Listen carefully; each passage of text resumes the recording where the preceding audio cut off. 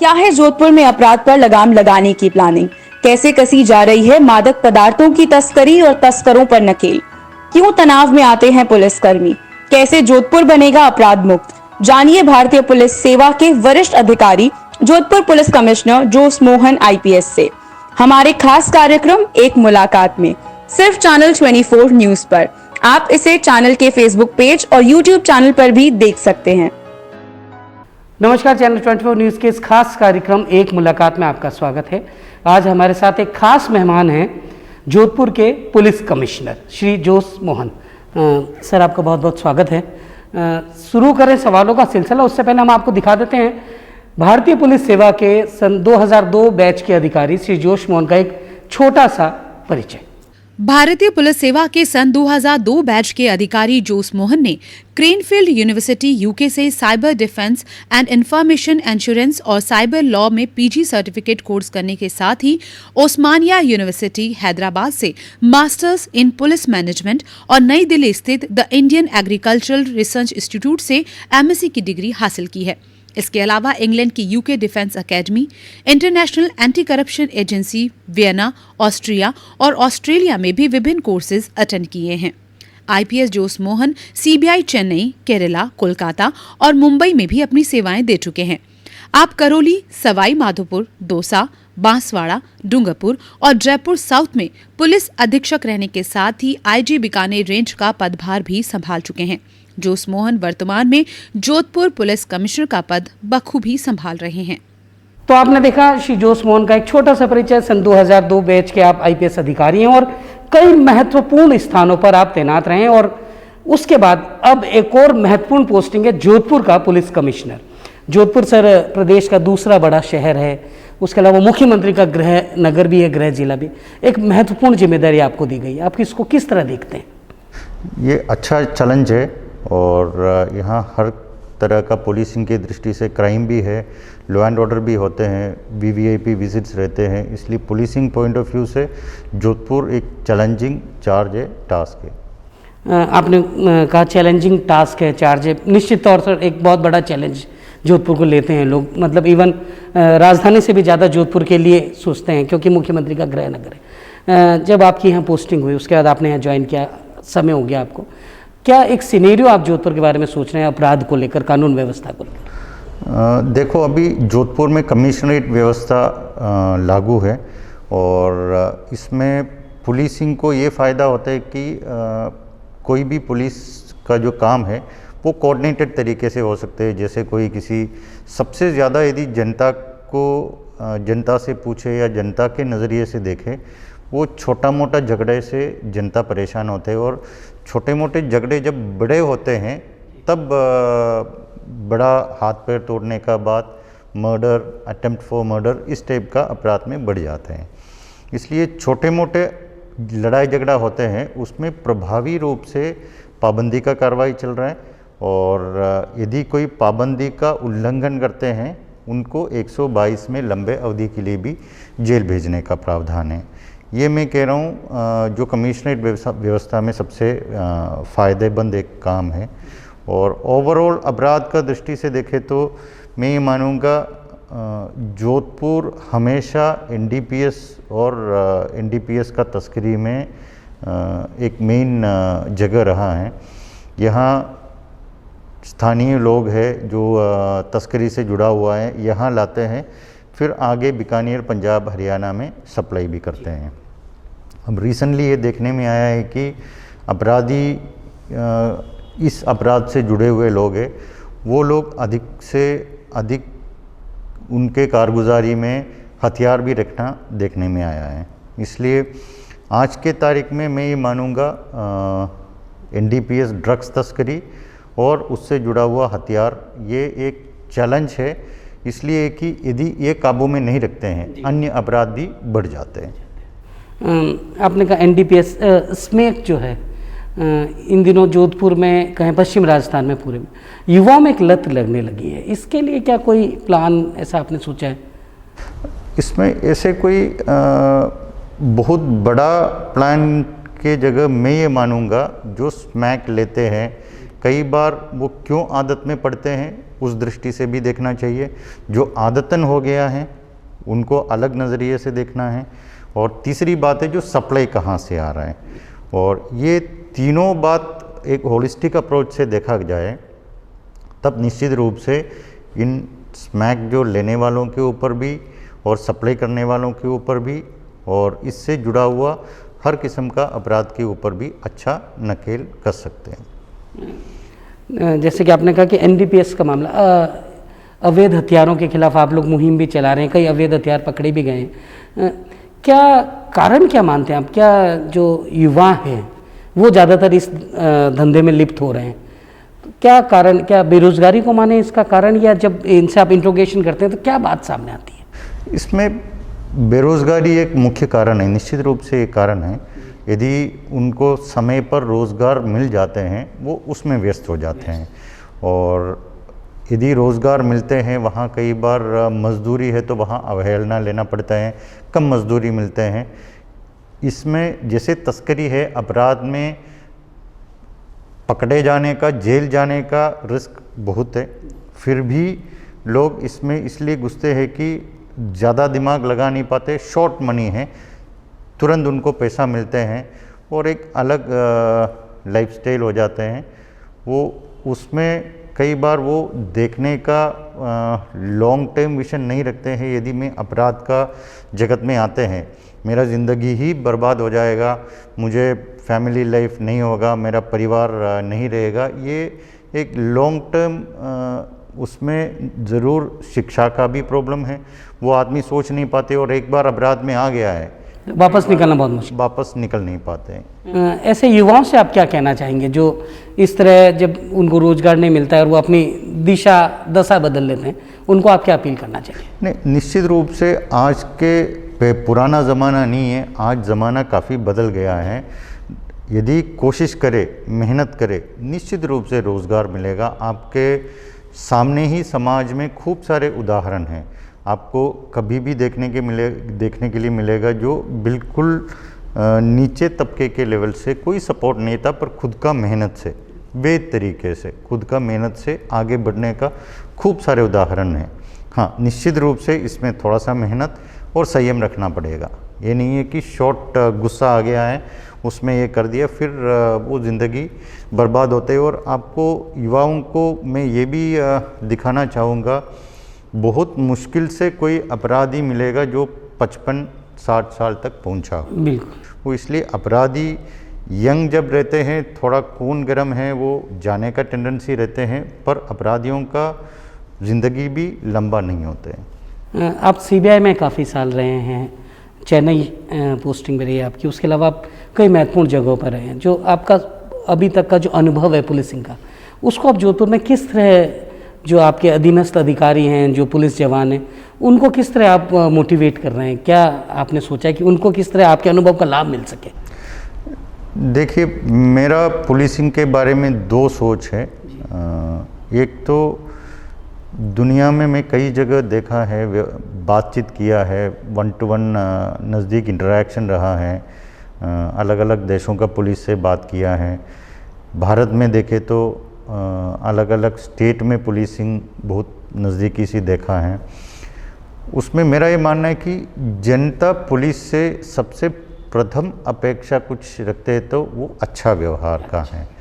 इसलिए कई बार पुलिस से जनता या कोई भी व्यक्ति नाराज़ इस बात से हो जाते हैं, वो गलत व्यवहार करते हैं, दुर्व्यवहार करते हैं। हाँ, इसमें अब मैं पुलिस में इतने साल नौकरी करने के बाद मैं ये निश्चित रूप से कह सकता हूँ, पुलिस क्यों गलत व्यवहार करते हैं, उनसे जवानों से पूछे तो उनके पास कई सारे जस्टिफिकेशन हैं। उनका लंबे वर्किंग आवर्स है, उनको काम का बहुत ज़्यादा बोझ और परेशानी है, एक तरफ से परिवार, हर एक टीचर उनका पड़ोस में रहते हैं या उनका दूसरा भाई टीचर है, उनका कामकाज और उनका रिक्वायरमेंट अलग है।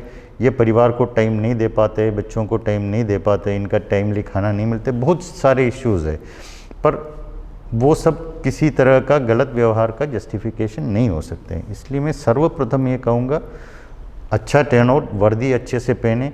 कोई भी एक पुलिस ऑफिसर है, अच्छे से वर्दी पहना हुआ है, ट्रैफिक कांस्टेबल अपने सड़क में खड़े हैं, अच्छा टर्नआउट से अच्छा व्यवहार करते हैं तो उसका एक अलग मैसेज जाते हैं। जनता पुलिस को साथ देने के लिए, सहयोग देने के लिए मेरा ये मानना है कि वो हमेशा तैयार है, पर कई बार हमारा शॉर्ट टेम्पर होने से या सूझबूझ से काम नहीं लेने से हम गलत व्यवहार करते हैं और उससे लोगों से नाराज़गी लेते हैं।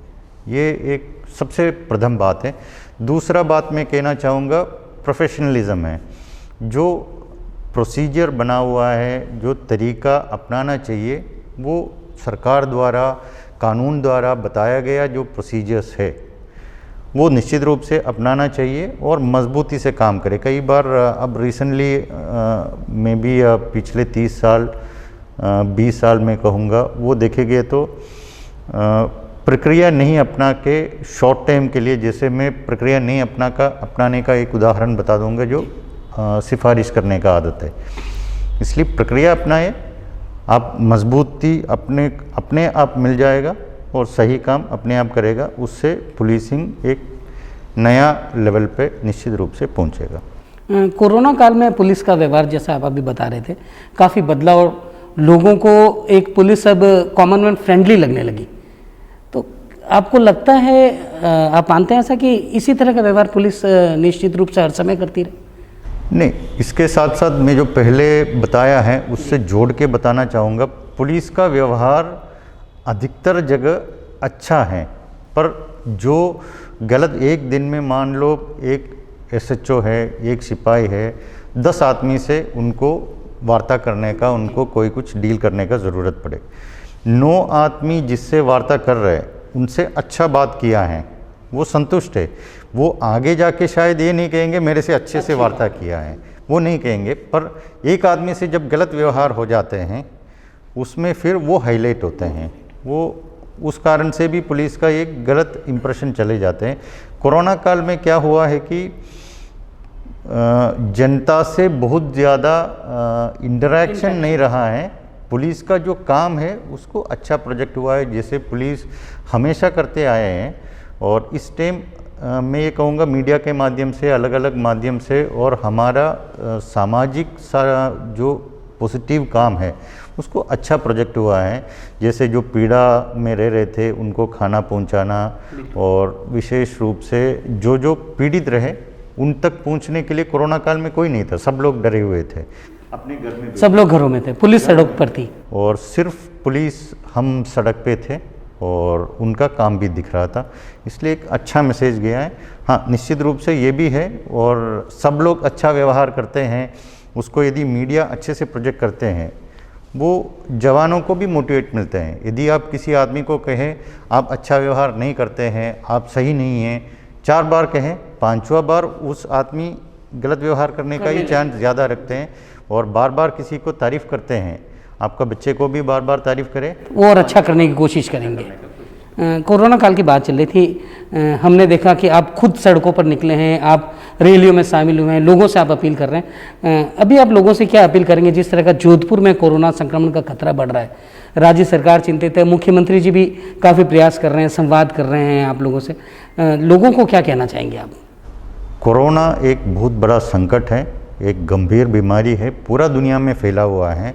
आज के दिन भारत में भी ये काफ़ी तेज़ी से बढ़ रहा है, और हमारा जोधपुर भी इसमें बिल्कुल दूसरा जगह जो हो रहा है उसी के बराबर यहाँ भी केसेस बहुत ज़्यादा हो रहा है। मेरा ये मानना है कि कई लोग कोरोना से ग्रसित होकर, संक्रमित होकर वो ठीक होके आ गए, और उसमें जनता में जिस तरह से गंभीरता होना चाहिए उतना गंभीरता नहीं है। लोग इसको कई बार हल्के में ले रहे हैं, और ये नहीं लेना चाहिए, क्योंकि आपके सामने ही जोधपुर शहर का, हर एक शहर का उदाहरण हमारे सामने है।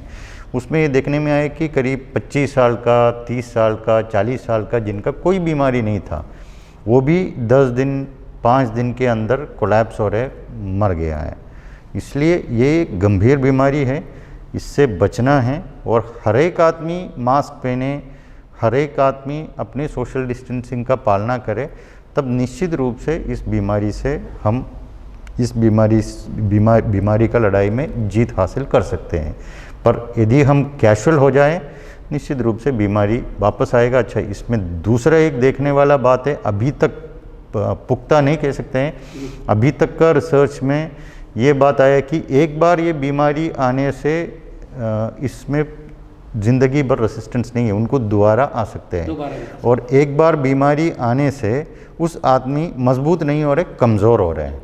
इसलिए किसी न किसी तरीके से हमारे को इस बीमारी से संक्रमित होने से बचना ही सबसे बेस्ट उपाय है। जो हमारे दर्शक इस समय आपका ये खास इंटरव्यू देख रहे हैं, उनको आप क्या कहना चाहेंगे जब वो कोई भी काम होने पर पुलिस के पास जाएं, तो किस तरह से अपने आप को रखें, अपना व्यवहार करें, या पुलिस से वो उनकी जो अपेक्षा है वो उसको किस तरह पूरी कर सकते हैं? दर्शकों को आप क्या अपील करना चाहेंगे? इसमें और कोई बड़ी बात नहीं है। मैंने जैसे पहले कहा है, पुलिस में कई बार गुस्से से बात करना या डांटने का या तसल्ली से नहीं सुनने का कारण ये रहते हैं कि उनको कई सारे टेंशन रहते हैं, नौकरी का टेंशन रहते हैं। जैसे मान लो एक हम ही रैली ऑर्गेनाइज करते, वो रैली में अटेंड करके वो वापस थाना ही पहुंचा है और वहाँ 5 मिनट रेस्ट करने के लिए बैठे हैं, तब कोई किसी झगड़ा करके आ जाते हैं। अब ह्यूमन टेंडेंसी है, अब मैं तो इतना थका हुआ आया हुआ है, मैं घर भी अटेंड नहीं कर पा रहा हूँ, ये भी है, मैं संडे के दिन यहाँ बैठा हूँ और इनको और कोई काम नहीं है, झगड़ के आ रहा है। इसलिए मेरा जनता से ये अपील है, हमारा भी काम जो है वो टफ है। पुलिस स्टेशन में जो बैठे हैं उनके कई सारे परेशानी हैं, इसलिए आप भी तसल्ली रखें। यदि मान लो आप झगड़ के आ रहा होगा, पर यहाँ से किसी न किसी तरीके से गुस्से में बात करने से, उनके ऊपर और गुस्सा करने से नतीजन निकलना नहीं, कोई नतीजा उल्टा वो परेशान करना है, वो पॉजिटिव रिजल्ट नहीं आएगा। इसलिए आप भी तसल्ली रखें। हमारे तरफ से भी बार बार ये कोशिश है, जवान भी तसल्ली रखे, अपने अच्छे से व्यवहार करें। पर यदि पुलिस से भी कोई कमी रहते हैं, आप तसल्ली रखें।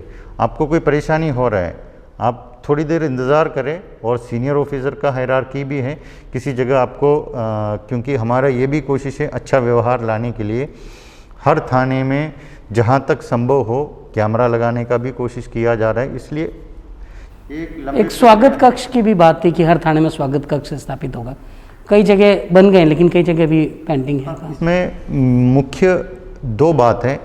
एक तो बजट का अभाव, किसी जगह हमारे को जहां कंस्ट्रक्शन के लिए जो बजट नहीं मिल पा रहा है। दूसरा है, जैसे जोधपुर शहर देखे तो बनाड है, राजीव नगर, गांधी नगर है, देवनगर है, कोतवाली है, सदर बाज़ार है। इन जगहों में थाने का जगह नहीं है, थाने के लिए जगह नहीं है। वो एक तो पुराना जज्जर बिल्डिंग में चल रहा है, या वहाँ नया एक स्वागत कक्ष बनाने के लिए जगह नहीं है। जैसे रातनाडा है, वहाँ नया थाना बनाने का प्रस्ताव है, पर वर्तमान जो थाने का जगह है वहाँ स्वागत कक्ष बनाने के लिए जगह नहीं है। इन सीमा है, बाकी जगह सारे जगह कुछ जगह काम कंप्लीट हो गया या नहीं है तो अभी प्रक्रिया में है। एक पुलिस थानों में जो वाहन हैं चोरी के वो बहुत पड़े हैं, जो कबाड़ होते जा रहे हैं, उनके डिस्पोजल के लिए भी, ताकि जगह भी हो सके और एक माहौल भी अच्छा बन सके। इसमें हमारे लिए ये परेशानी है कि गाड़ी जब्त हो जाते हैं, फिर आगे जाके वो अदालत से छूटता है और अदालत में इसका प्रक्रिया थोड़ा लंबा है। और विशेष रूप से कोरोना काल में अभी अदालत इन चीज़ों का जो अर्जेंट चीज़ है उन्हीं का सुनवाई हो रहे हैं। इसमें गाड़ी छुड़वाने का हमारे तरफ से जो पुलिस जब्त करके पुलिस ही छोड़ सकते हैं, उन गाड़ियों को तुरंत छुड़वाने का प्रक्रिया भी किया जा रहा है। हाँ, ये निश्चित रूप से एक परेशानी है, क्योंकि हमारे लिए जो थाने का कीमती जगह है वो इन गाड़ियों से घेर रहे हैं। इसलिए हम कभी नहीं चाहेंगे थाने में पुराना जज्जर खराब गाड़ी पड़े रहे, हम ये कभी नहीं चाहेंगे। आपको बधाई देना चाहेंगे कि आईपीएल पे जो सट्टा, जब से आईपीएल शुरू हुआ क्रिकेट पे ऑनलाइन सट्टा बहुत बड़ा हुआ और आप लोगों ने, जोधपुर पुलिस ने काफ़ी अच्छी कार्रवाई भी की है। क्या इसको रोकने के लिए, क्योंकि जोधपुर में क्रिकेट पे सट्टा हर बार बहुत लगा है, बहुत लगाया जाता है, यहाँ बहुत सटोरियाँ हैं जो इस नेटवर्क में, जो इस काम में जुड़े हुए हैं, इसके लिए क्या आपने कोई अधीनस्थ अधिकारियों का या कोई प्लानिंग ऐसी बना के दी है ताकि जो रिजल्ट आ रहा है वो इसी की कारण? चाहे सट्टा जुआ हो, एनडीपीएस हो, हथियार तस्करी हो, इसमें सबसे कारगर चीज़ है असूचना। यदि हमारे को अच्छा असूचना समय पर मिलते हैं, निश्चित रूप से इनके ऊपर अच्छे से लगाम लग जाएगा। अब वर्तमान में क्या है कि हमारे यहाँ मुख्य जो जोधपुर शहर में जो सट्टा करते हैं उनके बीच में से कुछ अच्छा असूचना आ रहे हैं। वो आने से निश्चित रूप से अब चाहे उनका आपस का दुश्मनी का होगा, झगड़े का होगा या और किसी कारण से हमारे को असूचना मिल रही है, इसलिए प्रभावी कार्रवाई भी और समाज को उसका फायदा मिल रहा है। निश्चित रूप से ये सब समाज के लिए बुराई है और अपराध जहाँ तक कंट्रोल में रहे, काबू में रहे, पूरा समाज को उसका फ़ायदा है। तो ये तो जोधपुर पुलिस कमिश्नर जोश मोहन जी जिनसे आपने सुना कि वो आम जन से उन्होंने अपील की कि आप जब भी अपनी कोई शिकायत लेकर थाने में जाएं तो इस बात का जरूर ध्यान रखें कि जो वहाँ मौजूद पुलिसकर्मी हैं वो पहले से लगातार ड्यूटी कर रहा है, वो तनाव में है और उसी अनुसार अपना व्यवहार रखें। और पुलिस भी अपना व्यवहार बहुत अच्छा रख रही है जैसा कि आप देख रहे हैं। और साथ ही एक संदेश दिया उन्होंने कोरोना को लेकर कि इसको बहुत कैजुअल में ले रहे हैं लोग, उसको कैजुअल में ना ले। और शायद यही कारण है कि आज हम लोग भी इस इंटरव्यू में मास्क लगाए हुए हैं, क्योंकि मास्क लगाना बहुत जरूरी है। जब तक वैक्सीन नहीं आती है, मास्क ही आपके लिए कोरोना का एक बचाव का मंत्र है। आज के इस मुलाकात में इतना ही। सर, आपका बहुत बहुत धन्यवाद जो आपने चैनल 24 न्यूज़ के दर्शकों से अपनी मन की बात कही। अगले सप्ताह फिर मिलेंगे हम एक नए गेस्ट के साथ, तब तक नमस्कार। क्या है जोधपुर में अपराध पर लगाम लगाने की प्लानिंग? कैसे कसी जा रही है मादक पदार्थों की तस्करी और तस्करों पर नकेल? क्यों तनाव में आते हैं पुलिसकर्मी? कैसे जोधपुर बनेगा अपराध मुक्त? जानिए भारतीय पुलिस सेवा के वरिष्ठ अधिकारी जोधपुर पुलिस कमिश्नर जोश मोहन IPS से हमारे खास कार्यक्रम एक मुलाकात में, सिर्फ चैनल 24 न्यूज पर। आप इसे चैनल के फेसबुक पेज और YouTube चैनल पर भी देख सकते हैं।